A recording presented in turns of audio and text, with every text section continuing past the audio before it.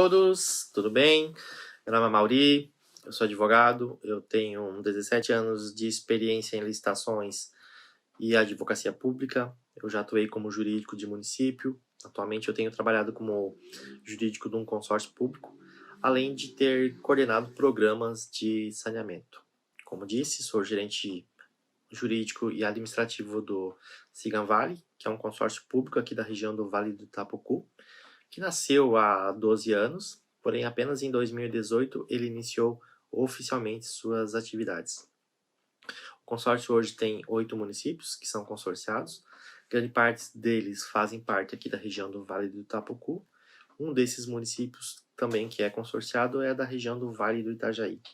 O nosso consórcio ele atua nessa região, como já mencionei, e atinge uma população de 300 a 350 mil habitantes. O consórcio público ele também atua em diversas áreas, entre elas o turismo, através do cicloturismo. Ele também atua no desenvolvimento de produtos, um deles é para combater o maruim, que é uma das pragas que prejudica as pessoas, prejudica a economia das cidades onde essa praga infelizmente se desenvolve. O consórcio também atua com licitações compartilhadas, ele ajudando os municípios da região aqui, na região norte do estado de Santa Catarina, a realizar processos licitatórios e faz com que grandes municípios, de alguma maneira, possam contribuir com os pequenos municípios aqui da região que são vizinhos. Um dos programas também que o consórcio público desenvolve é o programa do saneamento básico. Esse programa, que ele contempla a operacionalização do sistema de saneamento, ele tem como principal força dar garantias e atender a 3 municípios aqui da região. Os municípios são a Guaramirim, Corupá e Massaranduba, aqui na região norte de Santa Catarina, perto da cidade de Joinville, perto de Jaraguá do Sul. Mas o que eu quero falar para vocês hoje, e eu acho bem importante a gente conversar, é sobre o marco regulatório do saneamento básico, a famosa Lei 14.026 do ano de 2020. O desenvolvimento nacional, através dessa lei, ela é significativa. As metas, por mais que sejam ambiciosas, elas vão fazer com que empresas, tanto de forma isolada ou em consórcio, elas possam de alguma maneira fazer parte das políticas públicas de saneamento no nosso país. Hoje, as metas, o atendimento dessas metas, elas são a nível Brasil bem ambiciosas, mas se compararmos o nosso país com os outros países do mundo, elas são sim, insignificantes. Isso a gente não quer, e a gente quer que em 2033 as metas sejam realmente cumpridas. Para isso, uma lei bem importante que existe no nosso país desde 95 é a Lei das Concessões. E se a gente fazer uma relação entre a Lei do Saneamento, a 14.026, com a Lei das Concessões de 1995, ela vai fazer com que essas legislações, de alguma maneira, elas vão se entrelaçar e vão fazer com que exista uma promoção e uma eficiência na prestação de serviços públicos. E consequentemente, vai atrair investimentos privados para setores essenciais, que vai fazer com que a universalização e a melhoria dos serviços do saneamento, principalmente, que é o nosso foco nesse vídeo, elas sejam atingidas. A lei de concessões ela permite que as entidades privadas elas assumam a operação de serviços públicos mediante licitação, geralmente através de concorrência pública, e vai fazer com que exista uma garantia que o serviço continue, ele seja adequado, que seja com uma tarifa justa, e isso faz com que, no contexto geral do saneamento básico, vai fazer com que as empresas participem, elas invistam e elas, de alguma maneira, entreguem uma infraestrutura de água e esgoto muito próximo do que a gente precisa para o ano de 2033, que é o ano estabelecido pela Lei 14.026. Volto a dizer que essa sinergia entre as duas leis ela vai facilitar a formação de PPPs e, automaticamente, grandes concessões. E isso vai fazer com que os recursos necessários para grandes investimentos, principalmente em saneamento, sejam atendidos de forma que possam dar garantias para quem está investindo, para quem está sendo beneficiário final do serviço. A ANA, que é a Agência Nacional, ela vai regulamentar certamente e ela vai dar também a segurança jurídica necessária para os grandes investimentos. E falando em investimento, eu posso dar 4 exemplos aqui que são bem importantes e que deram muito certo. Um deles aconteceu na cidade de Limeira, no estado de São Paulo, que uma parceria público-privada, ela trouxe uma melhoria significativa no abastecimento de água e esgoto sanitário daquela cidade lá no interior de São Paulo. Desde o início dessa PPP, houve uma melhoria significativa, tanto na qualidade e na cobertura do serviço, reduzindo principalmente em doenças relacionadas à água e um aumento na qualidade de vida daqueles moradores. Um outro exemplo que deu muito certo aconteceu no estado do Rio de Janeiro, na cidade do Rio de Janeiro também, no Complexo da Maré, onde um consórcio de empresas privadas ele foi formado com o objetivo de executar o projeto de saneamento daquele complexo. Esse consórcio ele foi responsável por construir e operar o sistema de esgoto e também, como Limeira, houve uma melhoria drástica na infraestrutura local e uma redução significativa na poluição dos corpos de água, beneficiando milhares de residentes naquele complexo. Um outro projeto que tem dado muito certo aconteceu também em Alagoinhas, na Bahia. Uma empresa privada assumiu a operação do sistema de saneamento básico daquela cidade e desde então a cidade viu um aumento significativo na eficiência dos serviços. E é tão significativo que os números passaram de 40% na cobertura para 90%. E esse avanço só foi crucial porque houve a participação privada com o município. Automaticamente trouxe melhoria na saúde pública, no desenvolvimento econômico daquela região. E isso faz com que os índices, além de ser ótimos, fazem com que as pessoas tenham mais vontade de morar naquela região.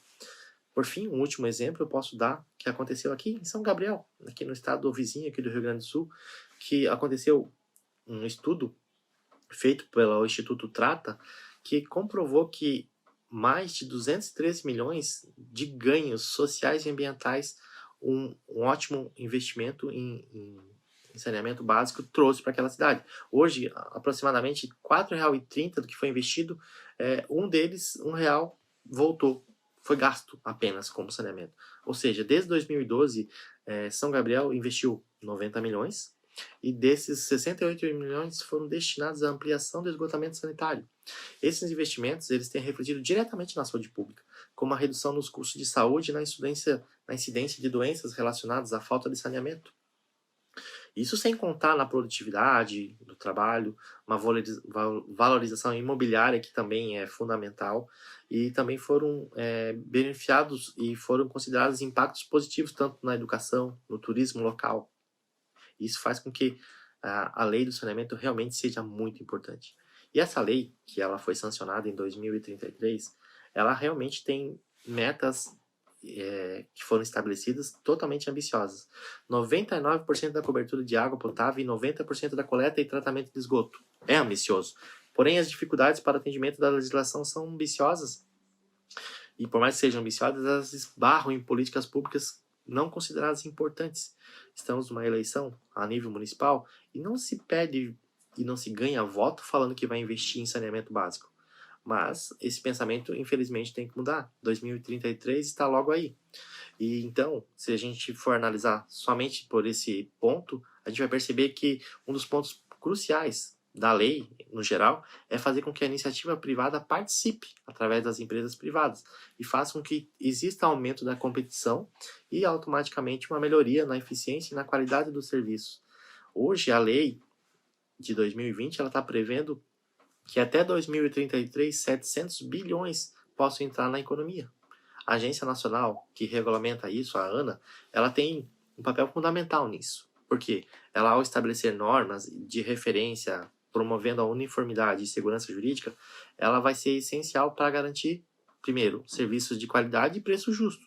E também, obviamente, vai fazer com que existam e tragam mais investimentos para a nossa realidade nacional. E esses investimentos são como? Através de blocos.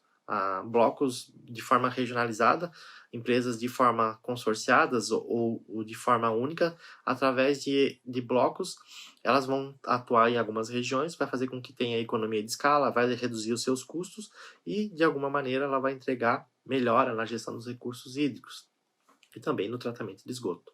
Hoje, os estados do Ceará e do Paraná já estão implementando essa regionalização com resultados totalmente positivos. Da mesma forma, os benefícios esperados, eles são substanciais. Na saúde pública, a melhoria do saneamento reduzirá doenças como diarreia, doenças de pele, vai melhorar a qualidade de vida e vai aumentar a expectativa de vida da população. Já no desenvolvimento econômico, a lei deve gerar empregos, vai valorizar imóveis, vai atrair novos investimentos. Hoje, os estudos indicam que de cada R$ 1 investido em saneamento, ele vai gerar uma economia de R$ 4 na saúde pública. Ou seja, quando se fala nos desafios da implementação da lei, apesar dos avanços, a implementação da lei enfrenta, obviamente, desafios. A desigualdade regional é um desses desafios. Com a necessidade de garantir serviços de qualidade em todas as regiões, os desafios só aumentam. Mas é crucial fortalecer a capacidade de regulação. E se tiver uma fiscalização, tanto da ANA quanto dos órgãos locais, para evitar principalmente conflitos de interesse, algumas críticas certamente vão deixar de existir. Porque vai existir uma entrega de um serviço de qualidade, vai ter uma área do setor privado que vai estar investindo e vai estar pensando a longo prazo. Isso vai fazer com que os estados da região, do país, consigam de alguma maneira atingir as metas. Hoje, nosso estado, como exemplo, Santa Catarina, ele tem uma cobertura de saneamento básico insignificante em comparação com os nossos estados vizinhos. Rio Grande do Sul e Paraná, eles estão bem avançados. Paraná, principalmente, tem implementado a regionalização com resultados positivos. Santa Catarina ainda busca otimizar essa estratégia, principalmente em áreas rurais e menos desenvolvidas.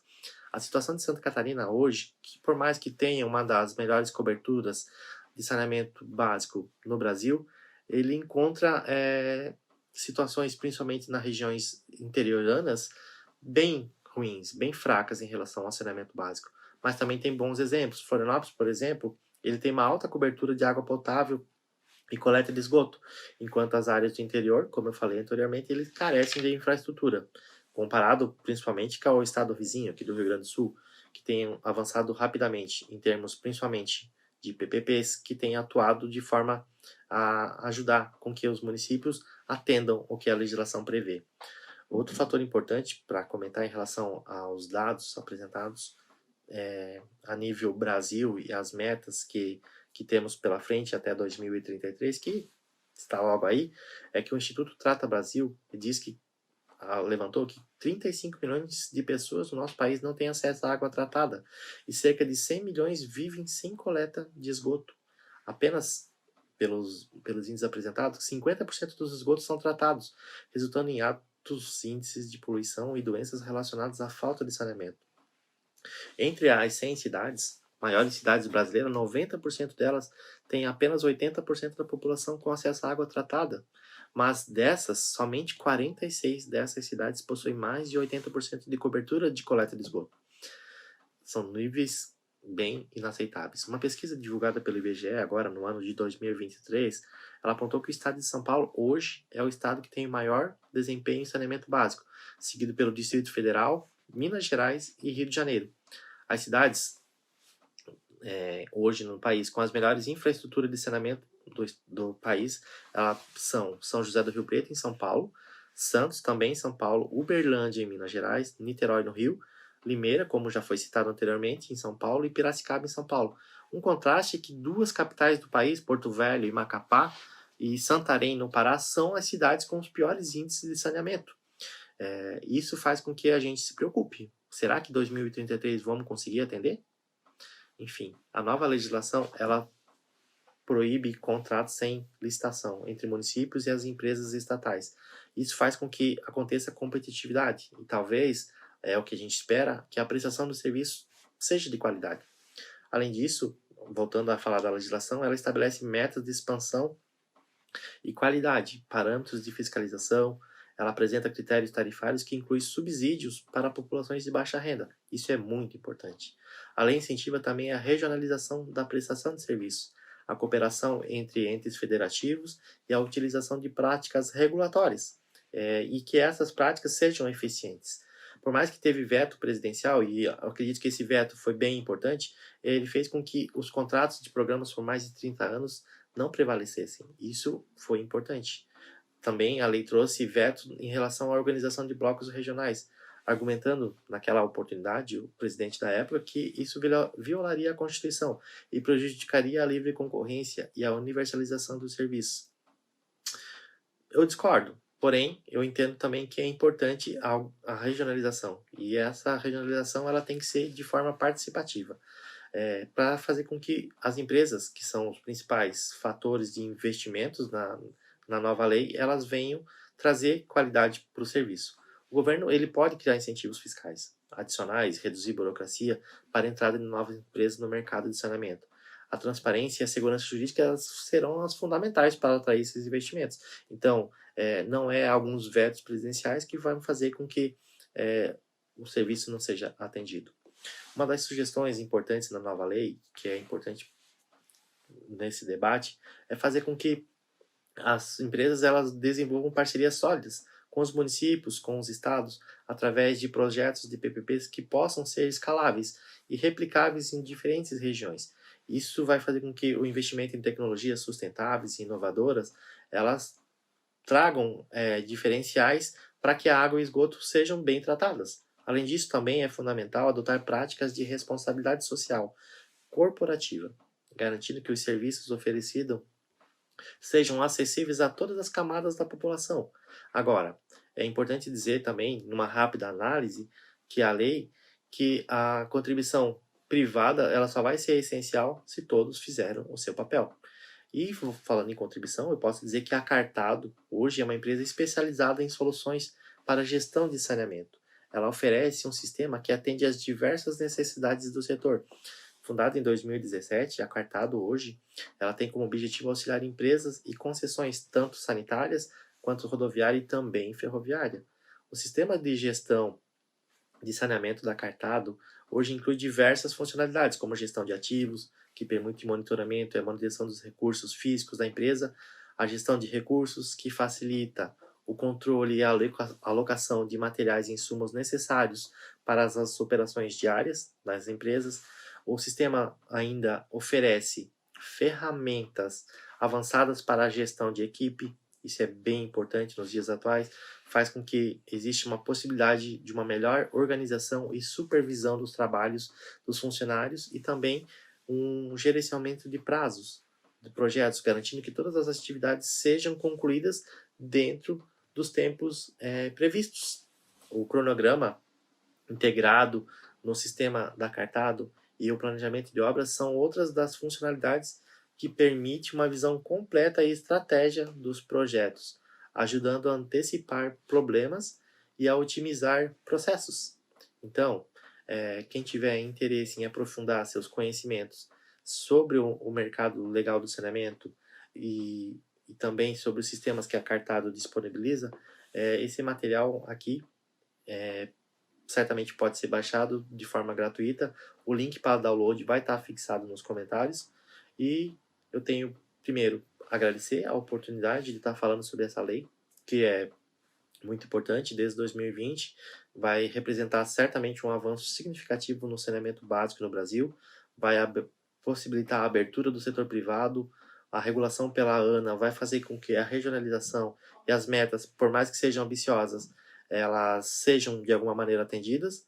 A melhoria na saúde pública, o desenvolvimento econômico e a sustentabilidade ambiental são os principais benefícios esperados. O sucesso certamente dependerá da colaboração entre governos, tanto do setor privado como da sociedade civil. E eu espero que essa explicação tenha sido esclarecedora. E se porventura existir alguma dúvida ou queiram fazer algum comentário, eu certamente estou à disposição. Obrigado.